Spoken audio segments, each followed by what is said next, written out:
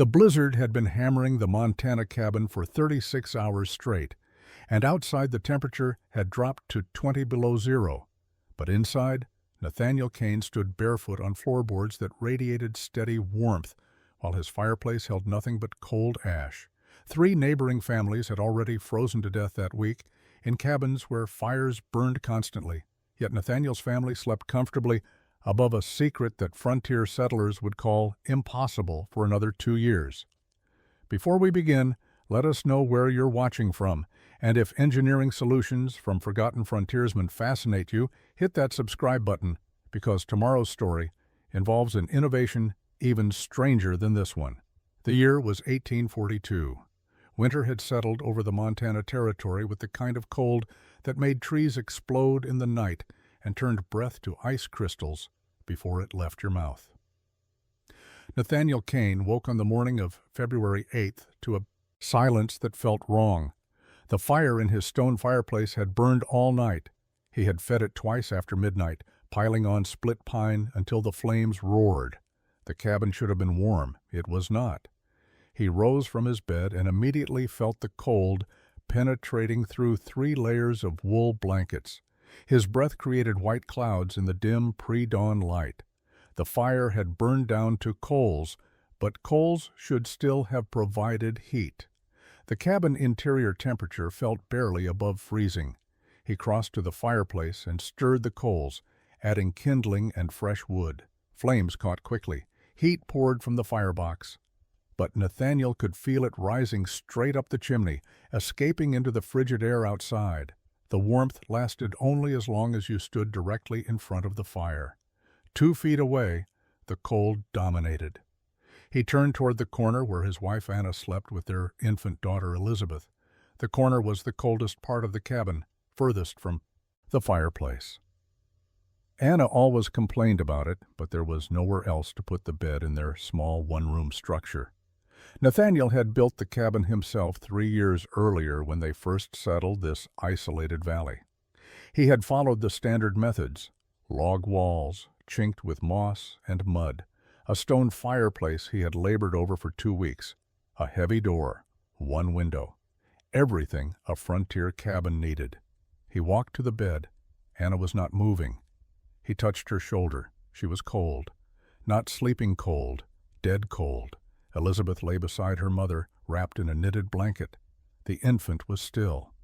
Nathaniel picked up his daughter with shaking hands. She was frozen. During the night, while the fire burned and Nathaniel slept warm under his blankets near the fireplace, his wife and child had frozen to death in the corner of the cabin. He stood there holding Elizabeth's small body, unable to process what had happened. The fire had burned all night. He had stoked it twice. He had done everything right according to frontier practice. But it had not been enough. The heat had gone up the chimney. The cold had dominated the corners. His family had died 20 feet from an active fire. Nathaniel carried Elizabeth outside and laid her in the snow beside the cabin. He went back inside and carried Anna out. He placed her beside their daughter. Then he sat in the snow between them and stared at his cabin. The chimney was releasing a steady stream of smoke. Heat was pouring out of it. Thousands of BTUs escaping into the air while his family had frozen inside. Something broke in Nathaniel's mind that morning. Not a breakdown into grief or madness, but a cold, focused break with acceptance. Other men accepted that frontier winters killed people. Other men accepted that cabin fires were inefficient. Other men moved on after burying family members and built new lives. Nathaniel would not accept any of it. He buried Anna and Elizabeth that afternoon in ground frozen. So hard, he had to build a fire to thaw the soil before he could dig. Nathaniel spent the week after the burial alone in his cabin, but he was not grieving in any conventional way. He was calculating. He had found paper and a pencil among Anna's belongings, items she had brought from Pennsylvania and used for keeping household records. Now Nathaniel used them for a different purpose. He was trying to understand exactly how much heat his fireplace was wasting. He had no formal education in mathematics or physics. His father had taught him to read and write, and do basic arithmetic for merchant transactions. That was the extent of his schooling. But grief had sharpened his mind into a tool focused entirely on one question: where does the heat go? He started with observations he could measure. He burned a fire for exactly 1 hour using wood he had weighed beforehand. 10 pounds of dry split pine. The fire produced intense heat while burning. He could feel it radiating from the firebox. But he also noticed that the stone chimney grew hot to the touch. The heat was traveling up and out. He went outside during the test and stood near the chimney top. The air coming out was hot enough to burn his hand if he held it in the stream. That heat was being lost. Every minute the fire burned, thousands of units of warmth were escaping into the Montana sky. Nathaniel did not know the term BTU or understand thermodynamics as a science, but he understood waste. He had grown up poor in Kentucky, where wasting anything meant hardship. Watching heat pour out of his chimney felt like watching money burn. He began visiting other cabins in the scattered settlement area. There were 11 families within a day's ride. Nathaniel went to each one and asked to observe their fireplaces. Most people thought his request was strange, a manifestation of grief, but they allowed it. He would sit in their cabins while their fires burned and pay attention to how the warmth distributed. The pattern was universal: intense heat within 5 feet of the fireplace. Moderate warmth extending perhaps 8 feet. Beyond that, cold dominated. Corners were always frigid, floors were cold, ceilings near the fireplace were hot, which meant heat was rising and being wasted. One trapper, a Frenchman named Michel Theroux, told Nathaniel something that changed his understanding. Michel had worked on steamboats on the Mississippi River before coming west. He explained that steam engines captured heat in boilers and used it to do work. The heat did not escape immediately. It was contained, concentrated, and utilized efficiently. The concept fascinated Nathaniel. What if cabin heat could be captured instead of allowed to escape? He returned to his cabin and drew diagrams on Anna's paper, crude sketches of chimneys with chambers, drawings of boxes that might hold heat, designs for systems he did not yet understand how to build. He was not an engineer. He was a trapper who had lost everything, but he was beginning to think like an inventor. The other settlers began to notice Nathaniel's obsession. They expected him to remarry, move away, or at least return to normal trapping work. Instead, he spent his days sketching heating systems and asking strange questions about where warmth goes. They thought grief had broken him. Spring arrived in late April of 1842. Snow melted from the valley, revealing muddy earth and the graves where Anna and Elizabeth lay. Nathaniel had not trapped a single beaver all winter. His income was gone. His supplies were running low. By any practical measure, he should have left the mountains and returned to civilization. Instead, he saddled his horse and rode 40 miles northeast toward a place he had heard about but never visited. 2 years earlier, a group of investors from Philadelphia had attempted to establish a mining operation in the mountains. They had brought heavy equipment overland at enormous expense, including a steam-powered pump system designed to remove water from deep mine shafts.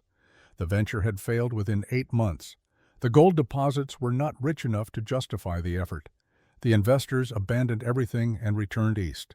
Their equipment had been sitting in the mountains ever since, too heavy to retrieve and too remote to attract scavengers. Nathaniel reached the site on the 3rd day of riding. The mine entrance was collapsed. The wooden structures built to house workers were falling apart, but the equipment remained. Sitting on a platform built from railroad ties was a cylindrical boiler tank made of cast iron, approximately 5 feet in diameter and 6 feet long. It was massive, probably weighing 700 or 800 pounds. Beside it lay coils of copper pipe, pressure gauges still attached, valve mechanisms, and various fittings Nathaniel did not fully understand. He spent that entire day examining the equipment. The boiler tank was designed to hold water that would be heated by a firebox underneath. The heated water would create steam pressure. That pressure would drive mechanical systems. Nathaniel did not need the steam power, but the concept of a large metal container that could hold and contain heat fascinated him. Metal conducted heat. Metal could be heated and would retain that heat for extended periods. A large metal tank could potentially hold enormous amounts of thermal energy. He began formulating a plan that seemed insane even to him. What if he could transport this tank back to his cabin? What if he could connect it somehow to his fireplace? What if heat that normally escaped up the chimney could instead be captured in this tank? He did not know exactly how such a system would work, but the image in his mind was compelling. Heat stored in metal, heat that would not immediately escape, heat that might radiate slowly and keep a space warm long after the fire died. The practical problems were immense. The tank weighed more than 3 horses could pull. The distance was 40 miles through mountain terrain with no roads. He had no mechanical knowledge of how to connect a fireplace to a boiler tank. He had no understanding of fluid dynamics or thermodynamics. He was attempting something that trained engineers would consider problematic even with proper equipment and knowledge. Nathaniel spent 2 days at the abandoned mine site, dismantling what he could carry. He took the pressure gauges, coils of copper pipe, valve assemblies, and various iron fittings. These items alone weighed nearly 100 pounds. He loaded them onto his horse and cached them a mile from the mine, planning to return. The problem of moving an 800-pound cast iron tank 40 miles through mountains occupied Nathaniel's mind completely. He could not lift it. He could not drag it using a single horse. Traditional methods were inadequate. He needed to engineer a solution using only materials available in the wilderness. He spent a week at the mine site preparing. Using a felling axe he had brought, he cut 4 straight pine trees, each approximately 8 inches in diameter and 20 feet long. He stripped them of branches and bark. These would become the runners for a sled. He cut additional smaller logs to serve as cross braces. Using rope he had brought and rope he found among the abandoned mining equipment, he lashed together a sled frame capable of supporting the tank's weight. The tank sat on a wooden platform 4 feet off the ground. Nathaniel built a ramp using logs and planks scavenged from collapsed buildings. The ramp angled down from the platform to ground level. He positioned his sled at the bottom of the ramp. Then came the dangerous part. Using a long pole as a lever and rocks as a fulcrum, he began shifting the tank incrementally toward the ramp edge.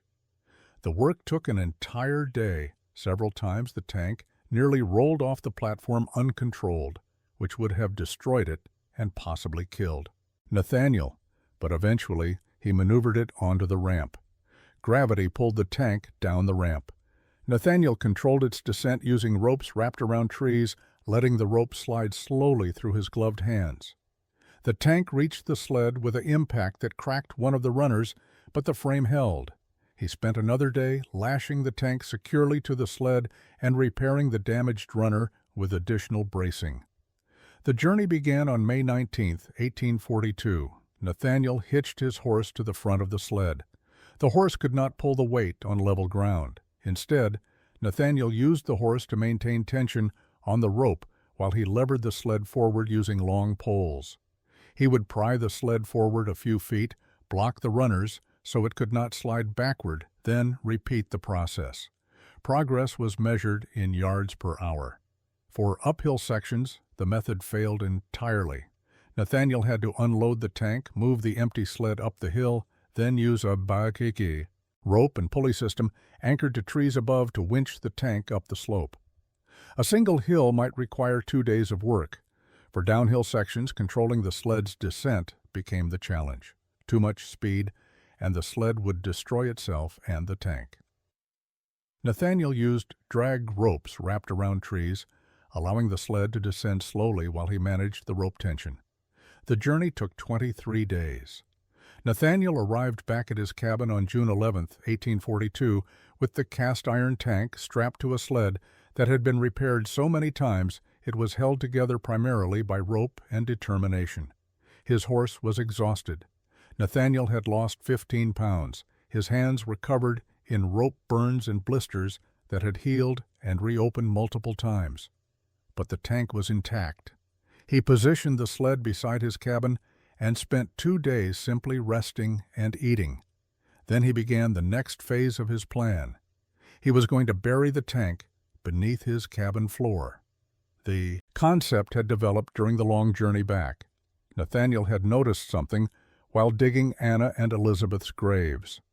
The ground 3 feet below the surface had been frozen, but noticeably warmer than the surface soil. During his slow trek hauling the tank, he had thought constantly about this observation. Earth below the frost line maintained a relatively constant temperature regardless of surface conditions. What if he could use that stable temperature as part of his heating system? His plan was taking shape. Bury the tank below the cabin floor. Connect it to the fireplace using the copper pipes he had scavenged. Heat from the fire would transfer to the tank. The tank would be insulated by the surrounding earth. Heat would radiate from the tank upward through the cabin floor and downward into the earth slowly. Much more slowly than heat escaping up a chimney. On June 14th, Nathaniel began digging inside his cabin. He removed furniture and rolled back the section of floor near the fireplace. The floor was made of split log planks laid across floor joists. He pried up 8 planks, exposing the dirt beneath. Then he started digging. The pit needed to be large enough to accommodate the tank with space around it for access and backfill. Nathaniel calculated dimensions carefully. The tank was 5 feet in diameter and 6 feet long. He would need a pit approximately 7 feet wide, 8 feet long, and 4 feet deep. That meant removing roughly 200 cubic feet of earth. Using only a shovel, the work would take weeks. He established a systematic approach. Dig for 4 hours each morning. Rest during the heat of midday. Dig for 3 hours each evening. He hauled the excavated dirt outside in a canvas sack, dumping it in a growing pile behind the cabin. The physical labor was brutal. His shoulders and back ached constantly. But the work was also clarifying. Every shovel of dirt removed brought him closer to a system that might prevent other families from freezing. Neighboring trappers began visiting to see what Nathaniel was doing. They found him digging a massive hole inside his cabin. When they asked why, Nathaniel explained he was installing a heating system. They looked at the hole, looked at him, and left shaking their heads. Word spread through the small frontier community. Cain has lost his mind. He is digging a grave inside his cabin. Grief has broken him completely. One trapper named William Haskell watched him work for an entire afternoon. Finally, Haskell spoke. "You cannot heat a cabin by burying things underground. Heat rises. You are working against nature." Nathaniel paused his digging and replied, "Nature also keeps the earth below frost line warmer than the air in winter. I am working with that." Haskell had no response. As the pit deepened, Nathaniel made observations that would prove critical to his system's success. At 2 feet below the cabin floor, the earth was cool and slightly damp. At 3 feet, the temperature felt noticeably different from the surface. He could not measure it precisely, but his hands could detect the difference. The deep earth was warmer than he expected for early summer. He realized this was the reverse of what would happen in winter. Right now, in June, the surface was warm and the deep earth was cooler. But in January, the surface would be frozen and the deep earth would maintain the same moderate temperature. He began a simple experiment. He drove a wooden stake into the bottom of his pit and marked the soil temperature by touch each morning and evening. The surface temperature outside the cabin varied wildly, swinging 20 or 30 degrees between dawn and afternoon. The temperature at the bottom of his pit remained constant. This was exactly what his heating system required. A stable thermal environment that would not bleed heat away rapidly. Nathaniel's understanding of thermodynamics was intuitive rather than academic. He did not know the equations that governed heat transfer. He did not know the specific heat capacity of soil or the thermal conductivity of earth, but he understood something fundamental. The earth below frost line was a massive thermal mass that resisted temperature change. If he placed a heat source in contact with that mass, the heat would dissipate slowly rather than rapidly. He dug for 3 weeks. By early July, the pit reached his target depth of 4 feet below the floor joists. Standing in the bottom, Nathaniel could barely see out. The hole was 7 feet wide, 8 feet long, and shaped precisely to accommodate the tank with 2 feet of clearance on all sides. He had removed the earth carefully, keeping the walls vertical and stable. The bottom was level. He had checked it repeatedly using a board with a container of water balanced on top. When the water remained still, the surface was level. The excavated dirt pile behind his cabin was enormous. Visitors who saw it were convinced Nathaniel was preparing his own grave. The work had consumed nearly a month of time he should have spent trapping or farming. His food supplies were dwindling. He was spending the last of his money on basic necessities. By any rational measure, he was destroying his own survival prospects to pursue an untested idea. But Nathaniel had moved beyond rational concerns about his own survival. He was building something that would work. He felt certain of it in a way he could not articulate. The system made sense to him. Capture heat that would otherwise escape, store it in a large thermal mass, place that mass in an environment that would not rapidly steal the heat, allow the stored warmth to radiate slowly into the living space. Every element of the design addressed a specific problem with standard frontier heating. On July 9, 1842, Nathaniel stood in the completed pit and looked up at his cabin floor joists. The excavation was finished. Now came the truly difficult part, getting an 800-pound tank into a hole 4 feet below floor level with no mechanical assistance beyond rope and leverage. Nathaniel spent 2 days constructing a tripod over the pit. He cut 3 pine trees, each 15 feet tall and as straight as he could find. He lashed them together at the top using every rope technique he had learned during his years in the mountains. The tripod stood over the pit with its apex directly above the center. From the apex, he hung a block and tackle pulley system he had scavenged from the mining site. The physics were simple. A pulley reduced the force required to lift weight by increasing the distance the rope had to travel. With a 4-to-1 mechanical advantage, Nathaniel could theoretically lift 800 pounds by pulling 200 pounds of force. The reality was more complicated. Friction in the pulleys consumed some efficiency. The rope stretched under load. The tripod legs wanted to slide outward when weight was applied. But the system should work if Nathaniel was careful. He positioned the sled with the tank beside the cabin. Using poles as levers, he raised one end of the tank slightly and slid ropes underneath. He positioned 3 rope loops around the tank's circumference, spacing them evenly to balance the weight. The loops connected to the pulley hook. Everything was ready. Nathaniel began pulling on the rope. The tank lifted off the sled 1 inch at a time. Nathaniel pulled hand over hand, gaining 6 inches of lift for every 2 feet of rope he pulled through the pulley. The tripod groaned. The legs flexed outward slightly.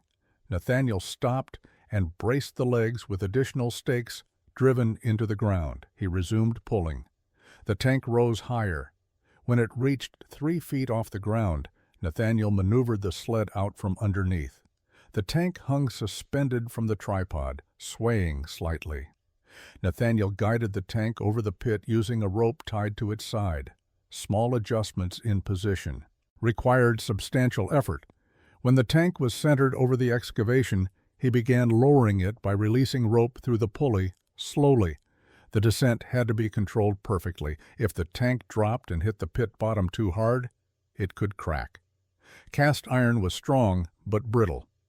A fracture would ruin everything. The lowering process took 4 hours. Nathaniel released rope inches at a time, checking the tank's position constantly. When the tank was 1 foot from the pit bottom, he climbed down and positioned flat stones beneath where it would rest. The stones would distribute weight and prevent the tank from settling unevenly into the soil. He climbed out and resumed lowering. The tank settled onto the stones with a dull, metallic sound. The rope went slack. 800 pounds of cast iron now sat in a pit 4 feet below Nathaniel's cabin floor. He climbed down and removed the rope loops. The tank sat level and stable. 2 feet of clearance existed between the tank and the pit walls on all sides. Enough space for Nathaniel to work, install piping, and eventually backfill with specific materials. He sat on the edge of the pit with his legs dangling and allowed himself a moment of satisfaction.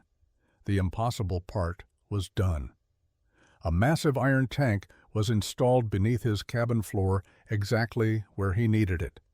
With the tank installed, Nathaniel turned his attention to the fireplace. His system required a way to transfer heat from the fire to the buried tank. The solution involved modifying his stone chimney to include a heat exchanger chamber, a concept he had learned about from Michel Theroux's descriptions of steamboat boilers. The fireplace Nathaniel had built 3 years earlier was solid stone construction. The firebox was 3 feet wide and 2 feet deep. The chimney rose straight up through the roof. Nathaniel needed to intercept the hot gases traveling up that chimney and extract their heat before they escaped outside. He began by carefully dismantling the upper section of his chimney, removing stones from the roofline down to a point 6 feet above the firebox. He rebuilt the chimney with a modification. At 8 feet above the floor, he created a chamber within the stone structure. The chamber was 18 inches wide, 2 feet long, and 1 foot tall. Hot exhaust gases from the fire would pass through this chamber before continuing up the chimney. Inside the chamber, Nathaniel installed a coil of copper pipe he had brought from the mining site. The copper coil consisted of 20 feet of half-inch pipe wound in a spiral pattern. The pipe entered the chamber from one side and exited from the other. Nathaniel sealed the entry and exit points with a mixture of clay and crushed stone that would withstand high temperatures. The coil sat directly in the path of hot exhaust gases. As smoke and heat passed through the chamber, the copper pipe would absorb thermal energy. From the heat exchanger chamber, Nathaniel ran copper, pipe down through the cabin wall and into the pit where the tank sat. The pipe entered the top of the tank through a threaded fitting. Inside the tank, the pipe extended to the bottom. A second pipe connected to the tank's top and ran back up to the heat exchanger chamber, completing a closed loop. Nathaniel filled the entire system with water. The tank held approximately 150 gallons. The copper pipes added another 5 gallons. He used a hand pump to force water through a filling port on the tank until the system was completely full with no air pockets. Then he installed the pressure gauges he had scavenged, mounting them on top of the tank where he could monitor them by climbing into the pit. The operating principle was thermosiphoning. Cold water is denser than hot water. When fire heated the copper coil in the chimney chamber, the water inside that coil would heat up and become less dense. The hot water would rise naturally through the upper pipe into the tank. As hot water entered the tank top, cold water from the tank bottom would be pushed through the lower pipe back to the heat exchanger. The circulation would continue automatically as long as the fire burned, requiring no pumps or mechanical intervention. Nathaniel tested for leaks by building a small fire and monitoring the system for 2 hours. He found 3 leaking joints where pipe connected to fittings. He drained the system, tightened the connections using tools he fashioned from scrap iron, refilled it, and tested again. No leaks appeared. The circulation began within minutes of lighting the fire. He could feel the upper pipe growing warm as heated water flowed toward the tank. The pressure gauges gave Nathaniel information he could not obtain any other way. One gauge measured pressure inside the tank. As water heated, it expanded and created pressure. Too much pressure could rupture the tank or blow a pipe connection. Nathaniel installed a relief valve set to release pressure if it exceeded 20 pounds per square inch. The valve would vent steam safely rather than allowing catastrophic failure. A second gauge measured water temperature using a mechanical thermometer that Nathaniel had found among the mining equipment. The gauge was designed for industrial use and marked in degrees. Nathaniel did not fully understand the scale, but he could observe changes and establish safe operating ranges through experimentation. He spent a week running careful tests. Each test involved building a fire of specific size and monitoring how the system responded. Small fires with 5 pounds of wood barely warmed the water. Medium fires with 15 pounds heated the water noticeably but did not create dangerous pressure. Large fires with 30 pounds heated the water rapidly and pushed the pressure gauge toward concerning levels. Nathaniel learned to read the system. When the pressure gauge showed 10 pounds, the water was hot but safe. At 15 pounds, the water was very hot and circulation was vigorous. At 18 pounds, he needed to reduce the fire or open the relief valve.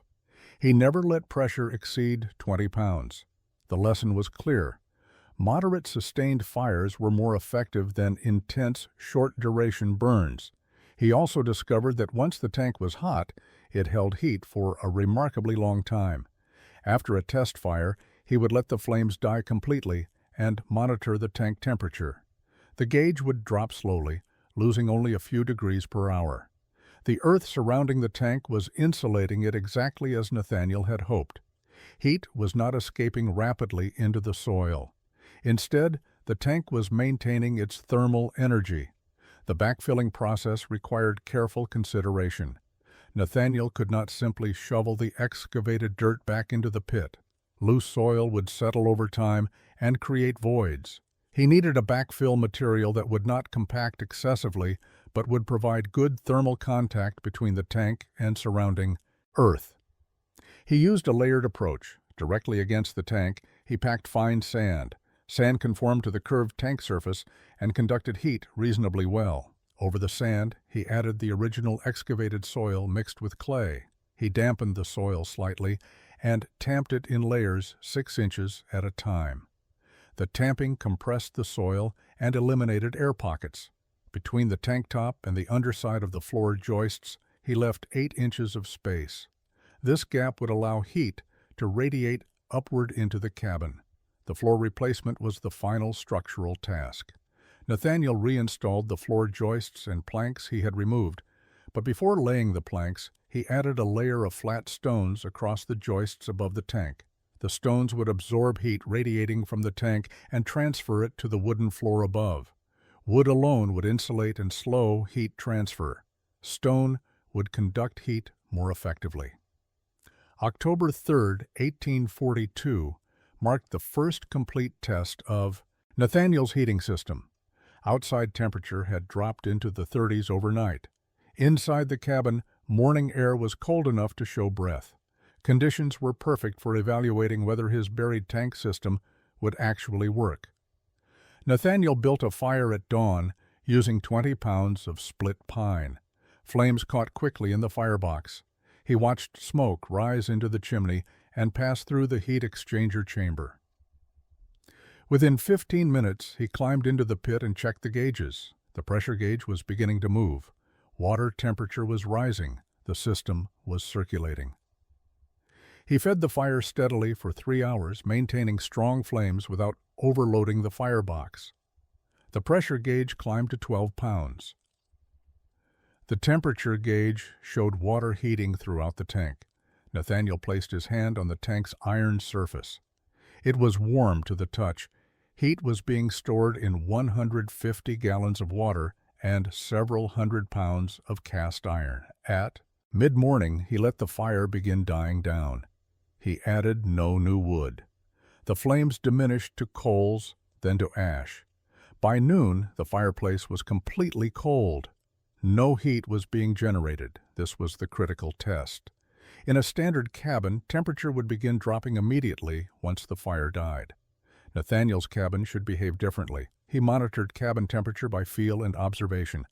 At noon, with the fire out, the cabin felt comfortable, noticeably warmer than outside. He sat at his table and waited. 1 hour passed. The cabin remained warm. 2 hours passed. Still warm. He walked to the corner where Anna and Elizabeth had frozen. That corner felt comfortable for the first time since he had built the cabin. 3 hours after the fire died, Nathaniel removed his boots and stood barefoot on the floor above the buried tank. The wooden planks were warm, not hot enough to be uncomfortable, but distinctly warm. Heat was radiating upward from the tank through the stone layer and through the wood. His floor had become a gentle heating surface. As afternoon turned to evening, outside temperature dropped further. Nathaniel did not relight the fire. He was testing the system's duration. How long would the stored heat last? At 6 hours post-fire, the cabin was still noticeably warmer than outside. At 8 hours, warmth was still present, but diminishing. Nathaniel finally built a small evening fire, not because the system had failed, but because he wanted to observe how quickly the tank would reheat. The tank absorbed the evening fire's heat rapidly. The pressure gauge showed the water was still warm from the morning heating. The evening fire brought it back to full temperature within an hour. Nathaniel realized something profound. If he maintained a pattern of moderate fires twice daily, the tank would never fully cool. It would cycle between very hot and moderately hot, constantly radiating warmth into his cabin. Nathaniel woke on the morning of October morn, forth to an experience he had not felt in his cabin during cold weather: comfort. Outside, the temperature had dropped to 25 degrees overnight, a typical Montana autumn morning. Inside, the cabin felt warm, not the aggressive heat of standing near an active fire, but the gentle, even warmth of a well-heated space. He had let the fire die completely at 10 o'clock the previous night. 8 hours had passed with no heat source except the buried tank. Nathaniel got out of bed and walked barefoot across the floor. The planks were still warm under his feet. He went to the pit access and climbed down to check the gauges. The pressure had dropped to 4 pounds. The temperature gauge showed the water had cooled but remained well above the surrounding earth temperature. He placed both hands flat against the tank's iron surface. It was warm, not hot enough to be uncomfortable, but warm enough to radiate heat steadily upward through the stone layer, through the floor joists, through the wooden planks, and into the cabin air. The system was working exactly as he had designed it. The tank was functioning as a thermal battery, storing heat when the fire burned and releasing it slowly over many hours. Nathaniel climbed out of the pit and walked to every corner of his cabin. The temperature was remarkably even. The corner where Anna and Elizabeth had died was not cold. The walls were not radiating chill. The ceiling was not stealing heat upward. For the first time, his cabin felt like a genuinely heated space, rather than a drafty box with one hot spot near the fireplace. He built a morning fire using 15 pounds of wood. The flames heated the heat exchanger coil in the chimney.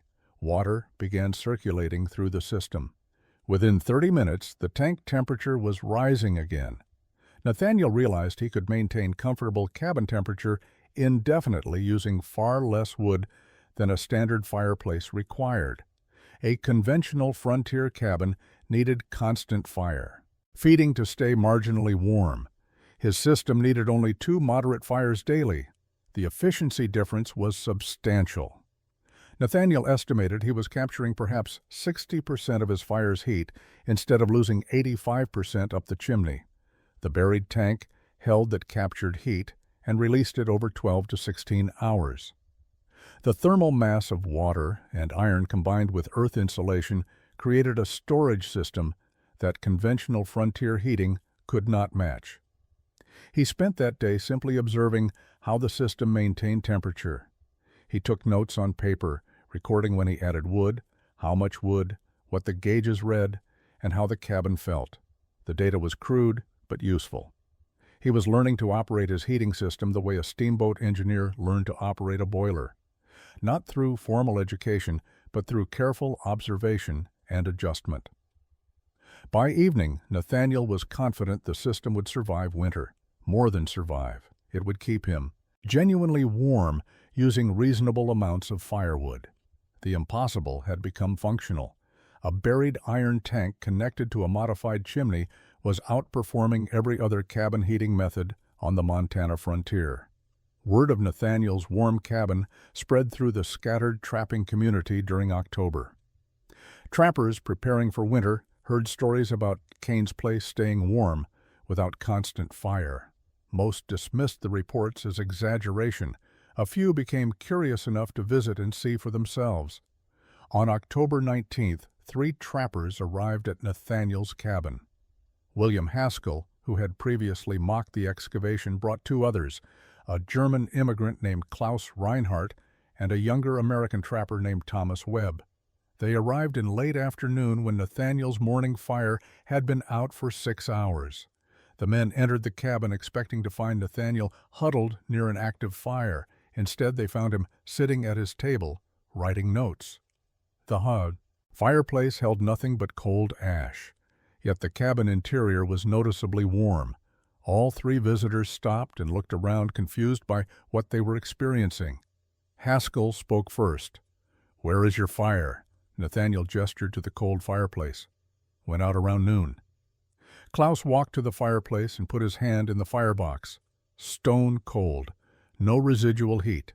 He turned back to Nathaniel. "Then how is your cabin warm? This makes no sense." Nathaniel stood and walked to the center of the room.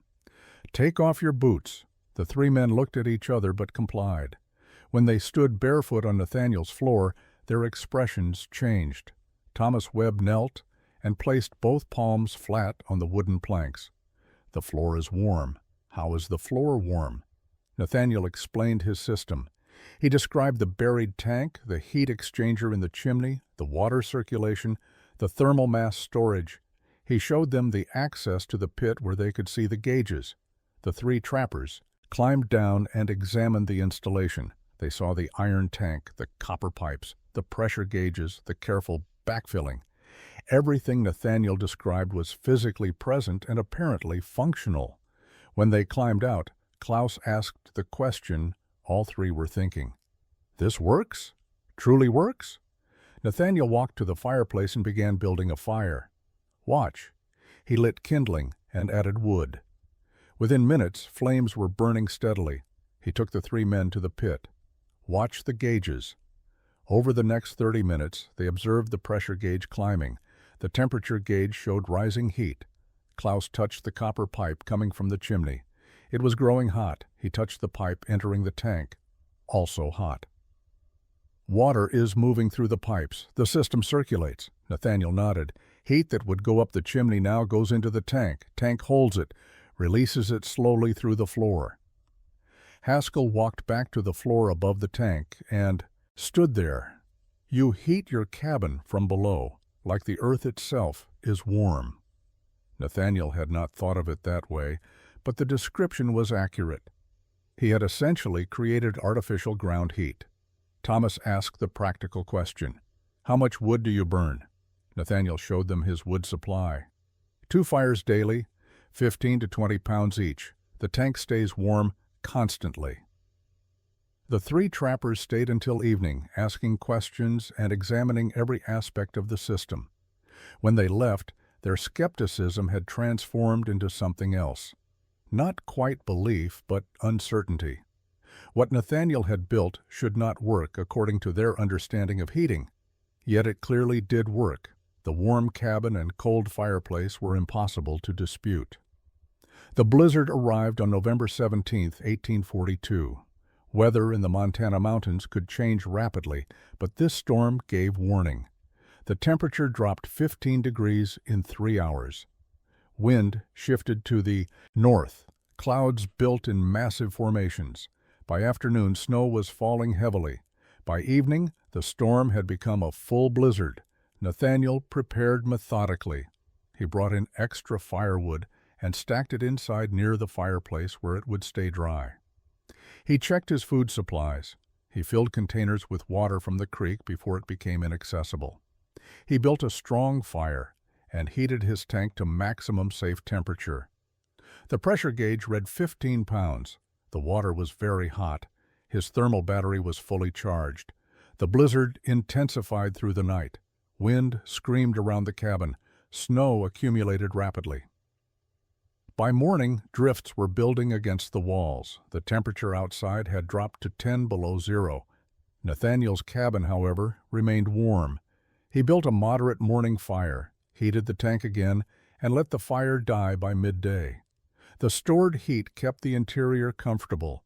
In other cabins scattered across the region, trappers were fighting desperately to stay warm. Standard frontier cabins required constant fire during blizzard conditions. The wind found every gap in the chinking. Cold penetrated through walls. Floors radiated chill from the frozen earth below. Trappers burned through wood supplies at unsustainable rates, feeding fires continuously just to keep interior temperatures above freezing. Michel Theroux, the Frenchman who had told Nathaniel about steamboat boilers, was weathering the storm in his cabin 8 miles from Nathaniel's location. Michel burned wood constantly for 3 days. His interior temperature never rose above 40 degrees. The corner of his cabin where he slept stayed below freezing despite the roaring fire 15 feet away. He wrapped himself in every blanket he owned and survived, but barely. William Haskell fared worse. His cabin was older construction with poor chinking. Wind drove through gaps between logs. His fireplace was inefficient even by frontier standards. Haskell burned his furniture to supplement his wood supply. He still could not keep warm. On the second night of the blizzard, he seriously considered abandoning his cabin and trying to reach a neighbor, but visibility was zero, and the risk of getting lost in the storm was too high. Nathaniel, meanwhile, maintained comfort with 2 moderate fires per day. His morning fire heated the tank. The tank radiated warmth for 12 hours. His evening fire recharged the thermal battery. The cycle continued through 3 days of blizzard. He used less than 60 pounds of wood per day. A standard cabin would burn twice that amount and still be miserably cold.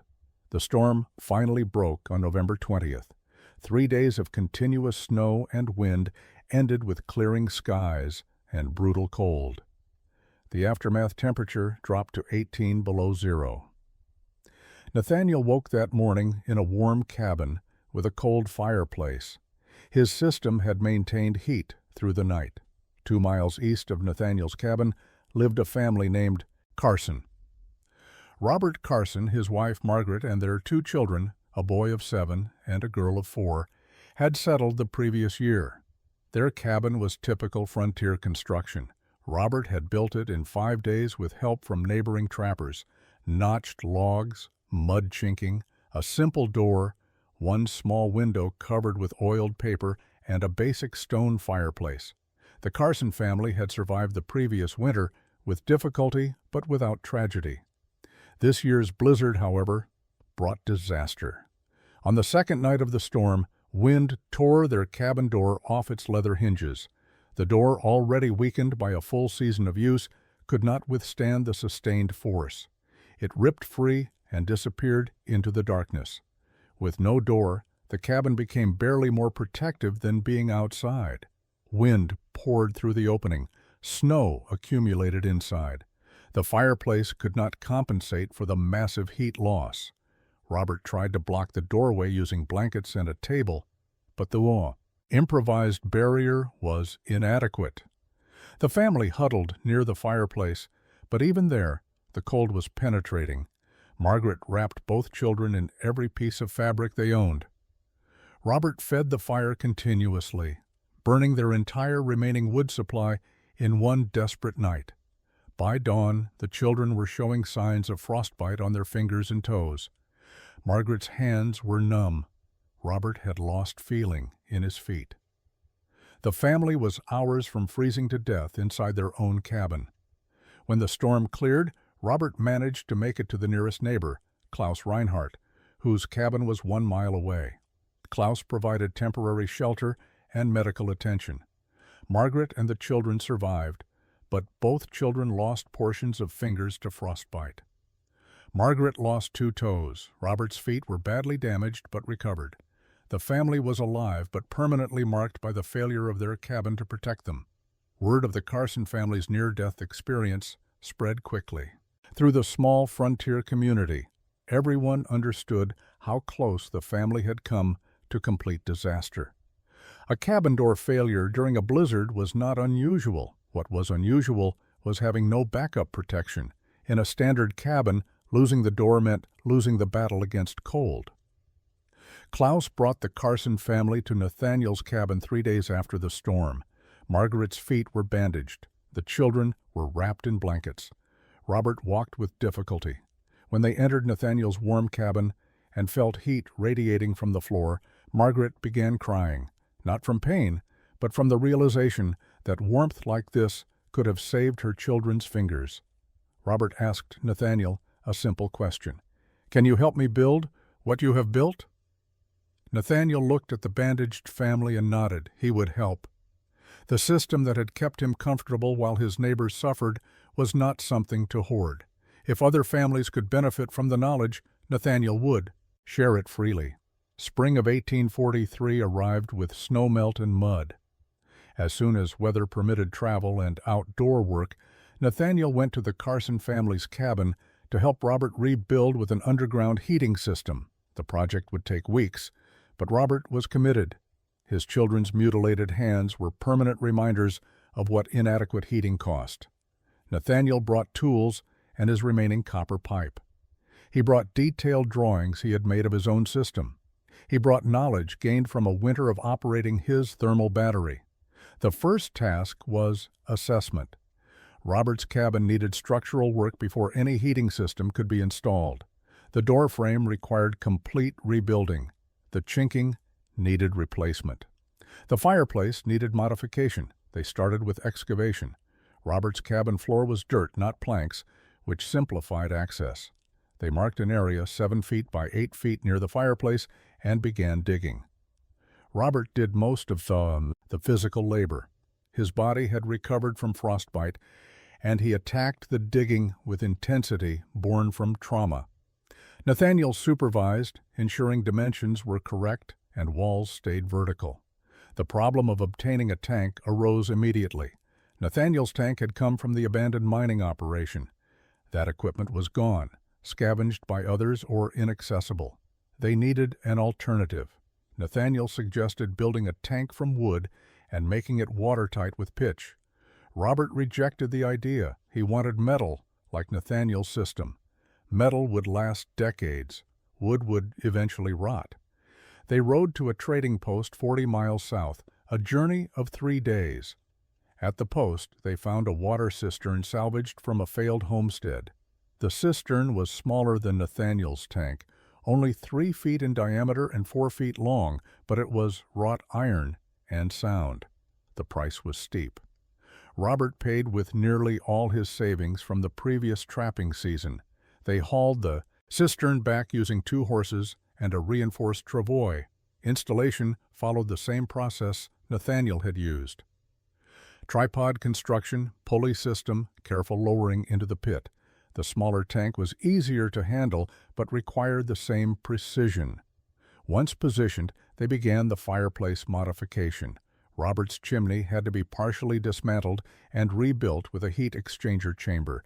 Nathaniel had brought 15 feet of copper pipe from his own supplies. It was barely enough to create a functioning coil. They installed it in the rebuilt chimney chamber and connected it to the cistern using pipe Robert fabricated from copper sheet. The joints leaked initially. They sealed them with a mixture Nathaniel had developed, pine resin, clay, and finely crushed stone, heated until it flowed like thick syrup, then allowed to cool and harden. The system filled with water on May 23rd. They tested it immediately. A small fire heated the exchanger coil. Water began circulating. The pressure was lower than Nathaniel's system because Robert had no gauges, but the principle worked. Heat was being captured and stored instead of escaping up the chimney. Robert Carson's heating system became functional in early June of 1843. The family would not know if it truly worked until the following winter, but the installation was complete. Word of the project had spread during construction. Other trappers had visited to watch the process. Some remained skeptical. Others began asking questions about adapting the technique to their own cabins. Michel Theroux was the second convert. The Frenchman's experience during the November blizzard had convinced him that standard heating was inadequate. He approached Nathaniel in July and asked for assistance. Michel had an advantage other trappers lacked. He understood steam systems from his riverboat experience.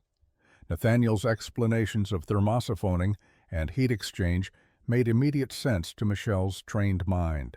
Michel's cabin presented unique challenges. It was built into a hillside, partially underground on one side. Digging a pit beneath the floor meant excavating into slope rather than level ground. Water drainage became a concern. Michel solved it by designing a perimeter drain around his buried tank, channels filled with gravel that would carry away any moisture before it reached the tank. His heat exchanger was more sophisticated than Nathaniel's original design. Michel created a double-wall chamber where exhaust gases passed through an inner channel surrounded by a water jacket. The arrangement increased surface area contact between hot gases and copper pipe, extracting more heat.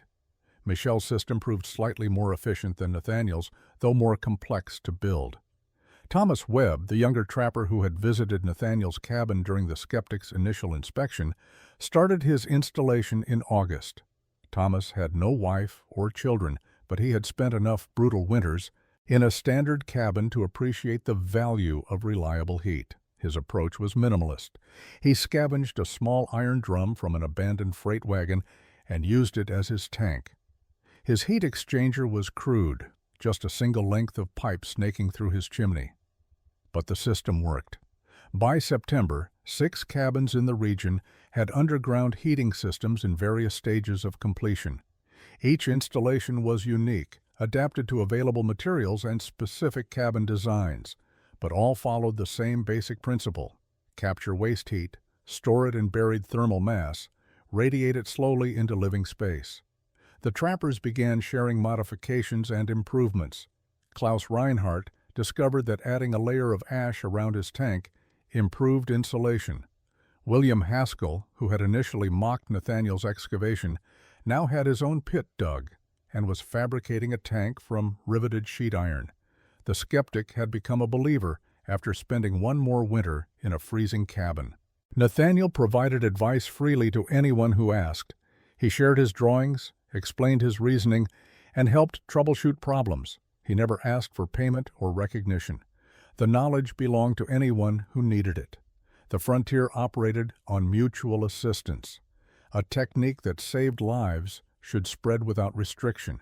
Winter of 1843 through 1844 validated every installation.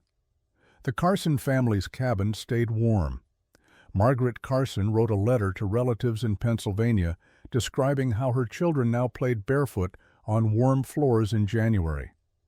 Michel Theroux's sophisticated system maintained such consistent temperature that he started vegetables indoors in midwinter, something impossible in a standard frontier cabin.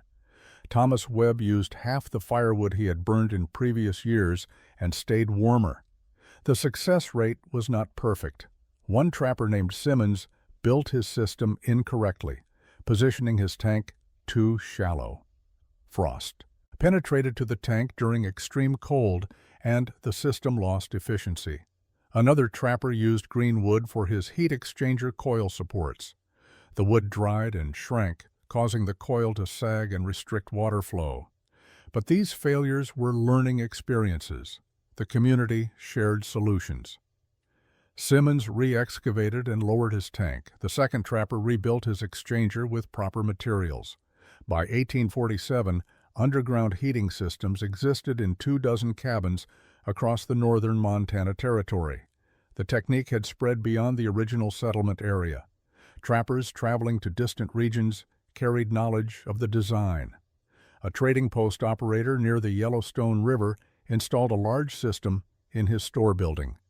The constant warmth made his establishment a gathering place during winter months. The systems evolved through iteration. Someone discovered that lining the pit walls with flat stones before installing the tank improved heat distribution. Another builder added a second smaller tank in series, creating staged heat storage. A particularly inventive trapper designed a valve system that could redirect hot water to a separate tank used for washing and bathing. Nathaniel watched the spread of his innovation with quiet satisfaction. He had solved a problem that killed his family, and that solution was now protecting dozens of other families.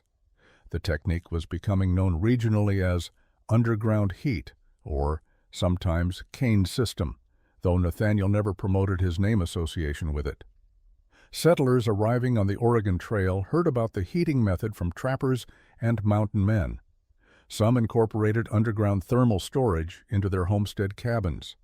Military surveyors documenting the region noted in their reports that certain frontier structures utilized unusual heating apparatus involving buried iron vessels. The documentation was clinical and failed to capture the significance, but it recorded the existence of the innovation. By the early 1850s, the technique had become one of several accepted methods for frontier cabin heating. It was not universal. Many settlers still built standard fireplaces and accepted their inefficiency. But for those willing to invest the effort, underground thermal mass heating offered proven advantages: warmer cabins, less wood consumption, more even temperature distribution, and potentially life-saving heat retention during extreme weather. The innovation had moved from impossible to established practice in less than a decade. Nathaniel Kane died on March 12, 1869, at age 54, in a small house in Helena, Montana. He had left his original cabin in 1852, moving to the growing territorial capital to work as a carpenter. He married in 1854, a widow named Catherine, who accepted his quiet nature and never asked detailed questions about his years alone in the wilderness. They had no children. His death was recorded in the Helena newspaper as a simple obituary: Nathaniel Kane, carpenter, formerly of the mountain regions, passed peacefully. No mention of Anna or Elizabeth. No mention of the heating system that bore his name in scattered frontier communities. To the town residents who knew him, he was simply a skilled but unremarkable tradesman who built solid structures and kept to himself. The cabin where Nathaniel had installed the first underground heating system stood abandoned by 1870. The logs were weathering but still sound. The roof had developed leaks. The door hung crooked on its hinges, but beneath the floor, the iron tank remained, buried in its pit, surrounded by earth that had insulated it for nearly 3 decades. The system was dry now, the water long since drained or evaporated. But the physical infrastructure persisted. Other cabins with underground systems fared similarly. Some were occupied by new settlers who maintained the heating apparatus without fully understanding its history. Some were abandoned as the fur trade collapsed and people moved to mining camps or farming communities. A few were deliberately dismantled by settlers who wanted the valuable iron tanks for other purposes. By 1880, perhaps a dozen functioning underground heating systems remained in operation across Montana and Wyoming territories. The technique was fading from practice. New settlers arriving by railroad brought coal-burning stoves and manufactured heating equipment. The labor-intensive process of installing buried thermal mass systems seemed primitive compared to modern alternatives. But the idea persisted in subtle ways. Homesteaders building root cellars noticed that deep excavations maintained stable temperatures. Ranchers constructing spring houses understood that earth insulation prevented freezing. The principle Nathaniel had demonstrated, that Earth's thermal mass could be used for temperature regulation, occasionally resurfaced in different applications. The specific implementation changed, but the underlying physics remained valid. In 1973, archaeological surveys of abandoned 19th-century homesteads in Montana discovered several sites with unexplained buried iron tanks beneath cabin ruins. The surveyors documented the findings but could not determine their original purpose. Theories ranged from water storage to makeshift root cellars. The actual function, frontier thermal mass heating, had been forgotten. No written records explained the systems. The knowledge had existed primarily in practice rather than documentation, and when the practice stopped, the knowledge disappeared. Nathaniel Bridger's bear-proof cabin construction had become frontier legend, remembered in stories and preserved in historical accounts. Nathaniel Kane's heating innovation vanished into obscurity, leaving only buried iron and unanswered questions. The impossible had become routine, then forgotten, reduced to archaeological curiosities that puzzled researchers who could not imagine frontier settlers understanding thermal dynamics well enough to engineer ground source heat storage systems.